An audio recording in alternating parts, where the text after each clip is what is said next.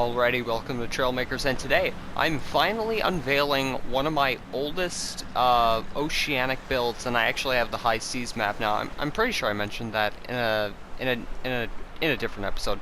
Besides the point, well, kind of on point, but you know what I mean. But yeah, right here we have a Type 7C U-boat, and actually, Trailmakers for me kind of started with me actually building a ton of ships and stuff like that. So, yeah, and that I'm starting to get back into that now. I will be showing off another boat in the next episode, but I just wanted to show off this. So we have 2 torpedo tubes. They fire off one at a time, so that way you get, you know, a nice even rate of fire. I would have put more torpedoes in if I wasn't worried about the entire nose of the thing exploding. But yeah, it's not too bad. So let's get underway. This thing has quite a lot of power behind it. Also, it has very nice flak guns equipped to it. Once we get into some more open water, I'll show that off. Yeah, so this thing is this is probably the best build I have for getting around the high seas map that isn't a plane. So yeah, the U-boat obviously doesn't need to like ride the waves. It would just be best served to cut through them, which it does pretty well, I would say. Holy, I needed to turn down my headset volume, because it was just so loud. I could hardly hear myself processing what I was about to say. So yeah, of course, submarine, it submerges, and how that works is pretty interesting. So, how this system works is that whenever I do, like, push up and down on the left joystick, it fills and empties the buoyancy control devices at both the front and the rear of the ship. So if I want to nose down, the back ones will fill, and if I want to go up, well, both of the, it alternates between the two. But yeah, it just for that, just so it doesn't have to rely solely on the paddle blocks that are on, that this thing relies on. The turning is it's not the greatest, honestly. It could be way better. Where are we? We should be in a safe enough location to resurface. Okay. Whoa.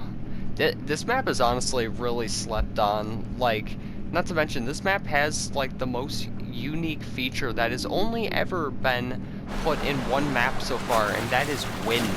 I feel like they could have done wind for airborne, but, then again, I don't know. What was the button? I don't even know what that button does. What does that do?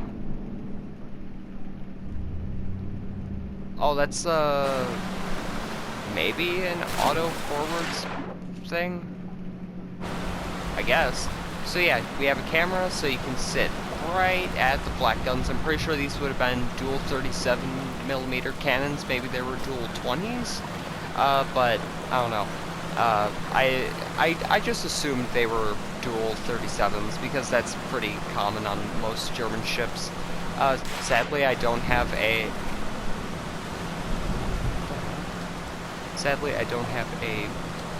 88mm on the front of the ship, but yeah. So the flak cannons,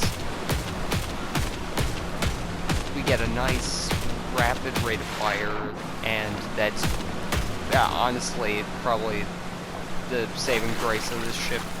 I wish I could have fit more torpedoes in, because to me it just feels lacking in firepower. Okay, the auto forward thing is not that fast.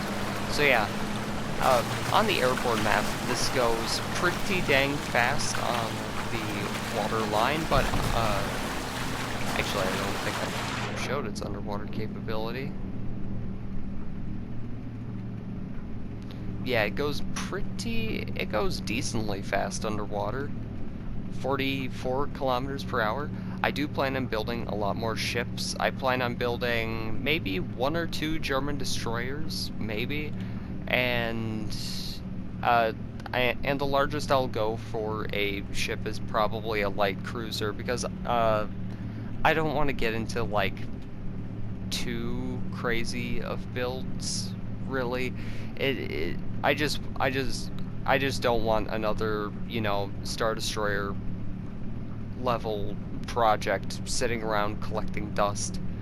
Though the Star Destroyer project, I am still debating whether or not I want to continue that. It would be nice to continue it, but yeah, I'd have to refine the 3D model that I found online in order to continue building it. But yeah, maybe I'll restart that project. Maybe. But yeah, nothing too concrete yet, because that one's gonna be like a huge scale sort of thing. And well, if you don't know what I'm talking about, there's a video on my channel, so if you want to go check that out, and subscribe if you really want to, and leave a like if you enjoyed the video. But yeah, with that out of the way, yeah, pretty simple, basic decaling for the, what would you call them? I guess vents, the little holes that run along like the sides of the U-boat that allows it to like empty and fill the ballasts and whatnot, stuff like that. So yeah, those are pretty basic in decals, and yeah, that pretty much covers it. Is there anything else? Actually, is there a first-person view? Oh, there kinda is. Yeah, so as you see, the front ballast is if I want to move. Angle down, then angle upwards. I don't know what that does. Oh, that's the auto forward. That doesn't really work that well. Wait, what does up do? Oh, up is, oh, right. Up means up. Knew that. Anyway, yeah, that just about does it for, I mean, as far as, actually, you know what? I'm not going to end the episode there, because I want to show you, around. So, of course, we have the frontal paddles. I think I'll replace that with the new rotating servo, the 1x1 thing. I feel like that would work a lot better than, of course, you have the U-boat being extremely long, because it was literally designed to hold as many torpedoes as possible and stay out at sea for, like, months. Then, of course, honestly, I don't feel like many people talk about the propeller blocks that they added. Those are probably one of the nicest features they added to the game, or new blocks. Because beforehand, the only 2 forms of water propulsion you would have had was the underwater propeller and the weird, what is it? It's the boat engine. Oh yeah, this thing isn't max complexity. It's almost max complexity, but it's not, which is surprising. I feel like it used to be, but I don't know. Yeah, this one. The outboard boat engine and the underwater propeller. And until these 2 things got added, those were the only ones. And honestly, I feel like we need more of these. We need more propellers. We need more of these. Specifically, actually no, I'm not going to say anything yet. No, I'm not. I'm going to save my thoughts for a Yap episode, but nobody's going to want to watch that, so, yeah. Anyway, no, I'm only kidding. You can watch it if you want to. I'm not going to tell you what to do.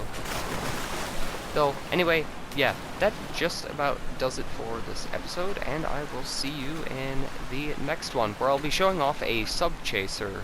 So, yeah, goodbye.